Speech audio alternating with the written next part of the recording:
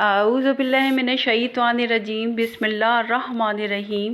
آج کی ہماری ویڈیو کا ٹاپک ہے جب حضرت عمر نے دریائے نیل کو خط لکھا اور دریائے نیل کی روانی جاری ہو گئی۔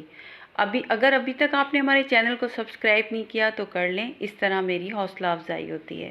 آئیے ویڈیو کی طرف چلتے ہیں۔ مصر میں زمانہ جہالت سے یہ دستور چلا آ رہا تھا کہ جب بھی دریائے نیل ٹھہر جاتا تو ایک حسین اور خوبصورت لڑکی کو قتل کر کے دریا کے حوالے کر دیا جاتا تو دریائے نیل پھر حسب معمول چل پڑتا۔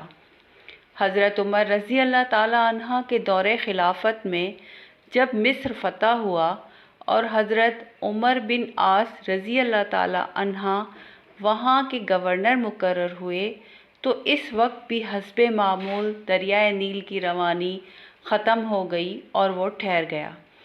اس موقع پر حضرت عمر بن عاص رضی اللہ تعالیٰ عنہ سے لوگوں نے اس دستور کا ذکر کر کے اس کے مطابق عمل کی اجازت چاہی تو حضرت عمر بن عاص رضی اللہ تعالیٰ عنہ نے فرمایا کہ یہ جہالت کی رسمیں ہیں، ہم ایسا نہیں کریں گے، البتہ امیر المومنین حضرت عمر رضی اللہ تعالیٰ عنہ سے مشورہ کروں گا۔